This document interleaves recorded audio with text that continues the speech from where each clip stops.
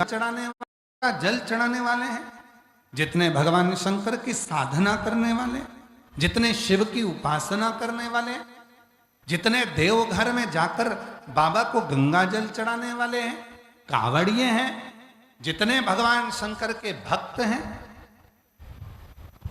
उपासना करने वाले, शिव की साधना करने वाले, शंकर के मंदिर का दर्शन करने वाले, या अपने माता पिता को नमन करने वाले, अपने बुजुर्गों का आदर करने वाले जितने भी हैं, वो हीन नहीं है, वो दीन है। और दीन है तो वो शंकर की कृपा से एक न एक दिन निहाल होकर ही रहते हैं, उन पर शिव कृपा कर कर ही रहता, वो दीन है।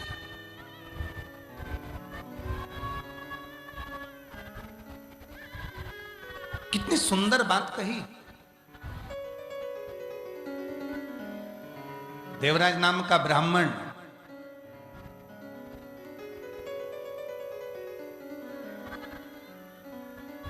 जो कभी शंकर के मंदिर नहीं गया, कभी शिवालय नहीं गया, कभी देवालय नहीं गया, जिसने शंकर भगवान पर कभी एक लोटा जल नहीं चढ़ा,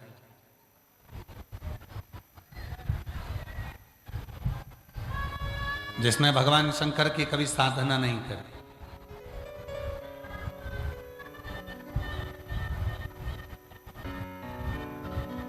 जो शिव के मंदिर ही नहीं गया, जो शिव साधना में लगा ही नहीं, ब्राह्मण होने के बाद भी चोरी करता है।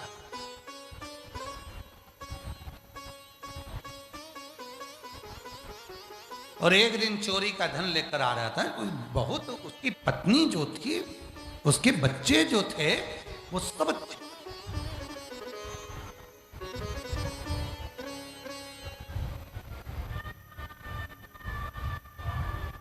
संसार का कोई बेटा अपने बाप से कभी नहीं कहता कि पापा मुझे चोरी कर कर मोबाइल ला कर देना। संसार की कोई पत्नी अपने पति से यह नहीं कहती कि मुझे चोरी कर कर धन ला कर देना।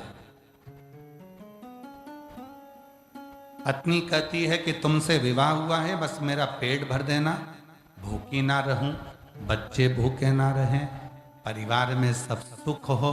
पत्नी कभी ये नहीं कहती कि तुम चोरी कर कर लाना, कि डाका डाल कर लाना, कि कहीं से लूट कर लाना। है कोई पत्नी?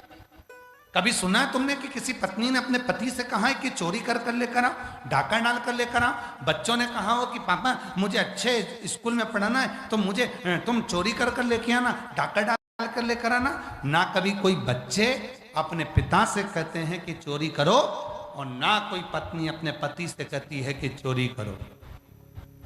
क्यों? क्योंकि उसको मालूम है व्यक्ति को अपने कर्म का दंड भोगना पड़ेगा, उसको मालूम है।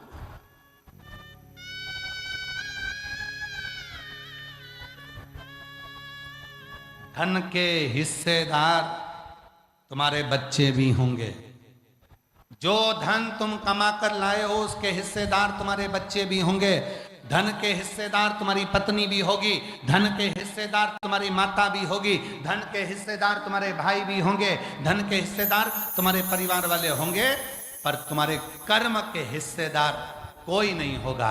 अगर तुमने गलत तरीके से कमाया है तो उसका भोग तो तुमको भोगना पड़ेगा। तब मरने के बाद जब यमलोक जाओगे तो यमराज कहेगा कि तुझे भोगना है, तो तुम कहोगे मैंने तो अपनी पत्नी के लिए चुराया था, मैंने तो अपनी पत्नी के लिए गलत काम किया था, मैंने अपने बच्चों को पढ़ाने के लिए गलत काम किया था। इतने में तुरंत धर्मराज कहेंगे तेरे बच्चों ने नहीं कहा था कि तू चोरी कर, तेरी पत्नी ने नहीं कहा था कि तू चोरी कर, तूने करी, इसलिए कर्म का दंड भी तू भोग, कोई दूसरा नहीं।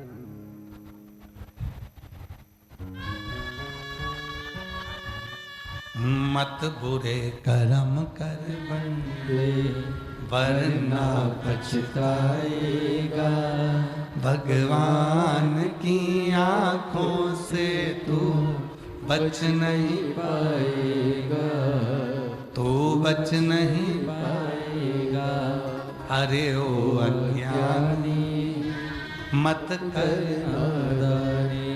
तुम्हारे कर्म का भोग तुम्हें भोगना है, तुम्हारे कर्म का दंड तुमको पाना है, तुम्हारे कर्म का भोग तुमको देखना है, कोई दूसरा नहीं भोगेगा, तुमको भोगना है। हम फिर निवेदन करें, अपने को छींक आई है तो छींकना अपने को पड़ेगा, अपने को खांसी आई है तो खांसना अपने को पड़ेगा, अपने को पेट में दर्द हुआ है तो दवाई अपने को खाना पड़ेगी, और अपने किए गए कर्म का भोग भी अपन को ही भोगना पड़ेगा, कोई दूसरा नहीं भोगेगा।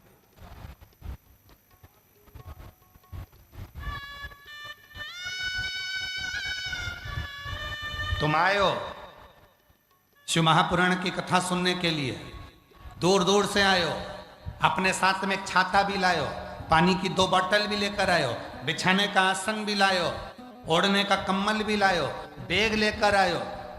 किसके भरोसे? तुमने सोचा मैं जाऊंगी मेरे बाबा के चरणों में बैठकर कथा सुनूंगी, वहां की मिट्टी को आरती होने के बाद, जैसे ही 5 बजे आरती होगी, आरती होने के बाद वहां की रज को मैं नमन कर कर अपने शरीर पर लगाऊंगी, उससे विनय करूंगी, भोला सब दुख काट दे मेरा भोलेनाथ, बहुत दुखी हूँ, मेरे जीवन के सारे कष्टों को तू मिटा दे मेरे शंकर।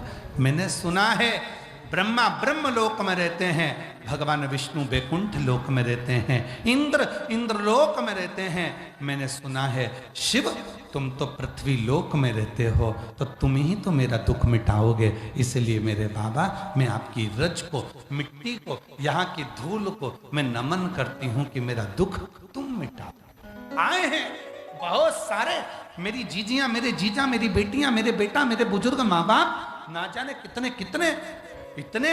रांची की भूमि पर हमने नहीं सोचा था कि पहले दिन तुम पंडालों में भरे मिलोगे, और तुम सबको मालूम था कि पंडाल उड़ चुके हैं, तुम सबको मालूम था कि रात को खूब पानी गिरा, उसके बाद भी तुम लाखों की संख्या में पूरे पंडालों में भरे पड़े हो, तो कहीं ना कहीं तुम मेरे बाबा से, अपने पिता से बात करने के लिए आए हो कि भोला सब दुख काटो भोला सब दुख काटो। बाबा से अपने मन की बात कहने आए हो कि मेरा दुख, मेरा भीतर की जो कष्ट है, मेरे भीतर का जो तकलीफ है वो मिट जाए। एक पत्र है, उस पत्र में उस बहन ने क्या लिखा है,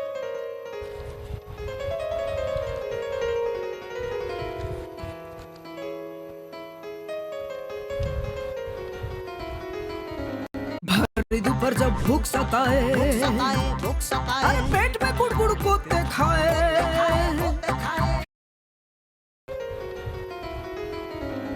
राजकुमार प्रजापति, सविता देवी प्रजापति, पता मुकुंदगंज, हजारीबाग, मोबाइल नंबर ये है। मैं मुकुंदगंज हजारीबाग से आई हूँ, कहीं बैठी हूँ तो हाथ हिला सकती हैं। मुकुंदगंज हजारीबाग से हैं राजकुमारी प्रजापति, सविता देवी प्रजापति। हाथ हिलाइए, आप ही हैं? ऐसा हाथ हिला दो एक बार। हाँ आ जाइए, आ जाओ, एक बार वापिस हाथ हिला दीजिए, एलईडी के पास में है। हाँ एक बार वापिस हाथ हिलाइए, फिर से हाथ हिलाओ एक बार। हाँ ठीक है, आ जाइए। राजकुमार प्रजापति, सविता देवी प्रजापति, पता है मुकुंदगंज हजारीबाग, मेरा मोबाइल नंबर ये है। 2022 से आपकी कथा सुन रही हूँ। एक लोटे जल का क्या बखान करूँ। मेरा बेटे की उम्र 17 साल है।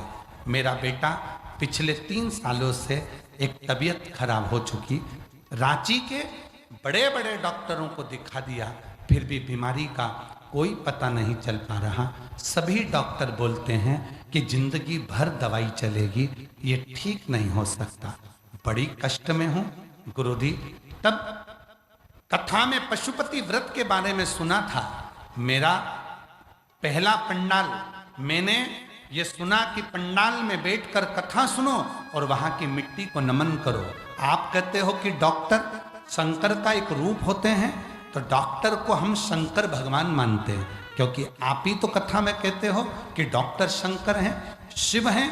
हम डॉक्टर को शिव मानते हैं। आप कहते हो कि डॉक्टर का इलाज कराओ, हम डॉक्टर का इलाज भी करवाते हैं। साथ में आप कहते हो डॉक्टर का इलाज कराओ, डॉक्टर जो दवाई दे उसको कुंदकेश्वर महादेव के नाम से खाओ और पंडाल में बैठकर वहां की मिट्टी को नमन कर कर शरीर पर लगाओ। हम कथा के पंडाल में देवघर पहुंच गए, देवघर कथा सुनी, अपने बेटे को भी लेकर गई, वहां कथा सुनाई, वहां की मिट्टी को शरीर पर लगाया। गुरुदेव 3 साल से बेटे को दवाई चल रही थी और डॉक्टर ने कहा था वो दवा बंद नहीं होगी। 10,000 रुपए की दवा आती थी जो कि 15 दिन चलती, 15 दिन बाद फिर 10,000 की दवा आती। मेरे बेटे को ना जाने क्या हुआ। गुरुदेव जब से देवघर की कथा सुनकर आए, वहां की मिट्टी को अपने बेटे के शरीर पर लगाए, तब से 10 रुपए की दवा भी मेरे बेटे को देना नहीं पड़ती। अब मेरा बेटा पूर्ण तरह से ठीक हो गया। मैं बाबा को यहाँ नमन करने के लिए आई हूँ, शिव को प्रणाम करने।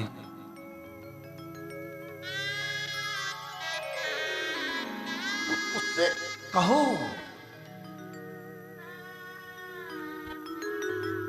जितनी मेरी जीजी आई, जितने मेरे जीजा आए, जितने मेरी बेटियां बेटा, मेरे बुजुर्ग माँ बाप, तुम जितने बैठे हो, आज अपने आप को धन्यवाद कहना, शिव जी को धन्यवाद देना और ये शिवाला सेवा समिति को धन्यवाद देना कि आज तुमने हमारी जिंदगी को सार्थक कर दिया। जो रांची में शिव महापुराण की कथा करवा मिल गई।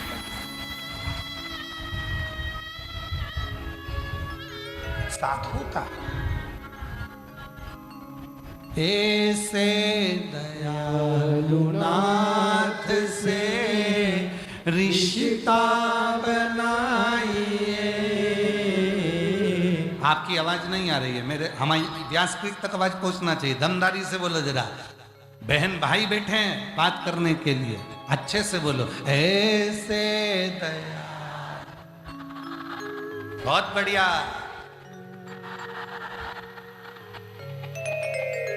मिलता रहेगा आपको जो कुछ भी चाहिए, मिलता रहेगा जो कुछ। ऐसा करिश्मा होगा जो हुआ कभी नहीं, ऐसा करिश्मा होगा जो हुआ कभी नहीं। मांगा है भोलेनाथ से वरदान एक, मांगा है भोलेनाथ। बोलो बोलो। तेरी कृपा बनी रहे जब तक है जिंदगी, तेरी कृपा जब तक। मांगा है भोलेनाथ से वरदान, मांगा है वरदान। सार्थक जिंदगी तब है जब तुम भगवान शिव की शरणागति ग्रहण कर लो। और जिस दिन तुम दीन हो गए, जिस दिन तुम परमात्मा के हो गए, जिस दिन तुमने सोच लिया मेरा संपूर्ण जीवन जो कुछ भी है वो शिव का है, समझ लेना उस दिन तुम दीन हुए। दीन तो हो गए, अब तुम हीन नहीं रहोगे। तुम्हारे यहाँ ना संपदा की कमी होगी, ना वंश की कमी होगी, ना वैभव की कमी होगी, ना कोई तकलीफ होगी। जो दीन हो गया, जो भगवान का हो गया, जो शिव की शरणागति का हो गया, जो शंकर भगवान का हो गया, फिर जो दीन बन जाता है, परमात्मा का हो जाता है, फिर वो हीन नहीं रहता है। फिर उसे शिव सब कुछ दे देते, सब कुछ